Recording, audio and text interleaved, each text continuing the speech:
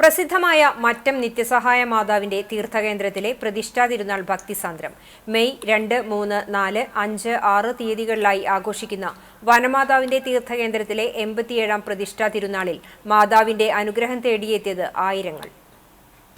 തിരുനാളിന്റെ പ്രധാന ചടങ്ങുകൾ നടന്ന ശനിയാഴ്ച രാവിലെ 5:45 ഇടവക ദേവാലയത്തിൽ നിന്നും തീർത്ഥകേന്ദ്രത്തിലേക്ക് തിരിപ്രദക്ഷിണവും തുടർന്ന് 6 മണിക്ക് ദിവ്യബലിയും നടന്നു. രാമനാഥപുരം രൂപതയിലെ നവവൈദികരായ father Melvin Chovvalur, father Sachin Kallingal, father Edwin Komban എന്നിവർ ദിവ്യബലിക്ക് കാർമ്മികത്വം വഹിച്ചു. തുടർന്ന് കുടുംബ കൂട്ടായ്മയിലേക്കുള്ള കിരീടം എഴുന്നള്ളിപ്പുമുണ്ടായി. വൈകിട്ട് 5 മണിക്ക് തൃശൂർ അതിരൂപത വികാരി ജനറൽ മോൺസിഞ്ഞോർ ജോസ് കോന്നിക്കര മുഖ്യ കാർമ്മികനായി കിരീട സമർപ്പണം, വിശുദ്ധ കുർബാന എന്നിവയ്ക്ക് ശേഷം തിരുനാൾ നേർച്ചകൂട്ടിന്റെ ആശീർവാദവും നടന്നു.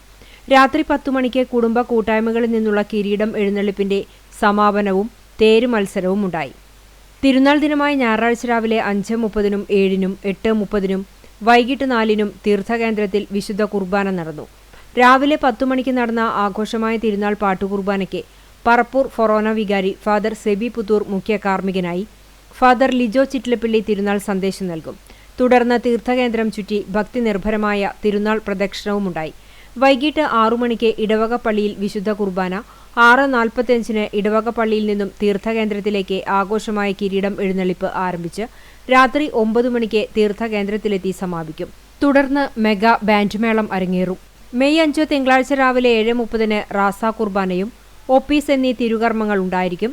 മറ്റം ഇടവകാംഗമായ ബിഷപ്പ് ഫ്രാങ്കോ മുളയ്ക്കൽ കാർമ്മികത്വം വഹിക്കും. അന്നേ ദിവസം രാവിലെ 11 മണിക്ക് ഇടവകയിൽ നിന്നുള്ള സമർപ്പിതരുടെ സംഗമവും നടക്കും.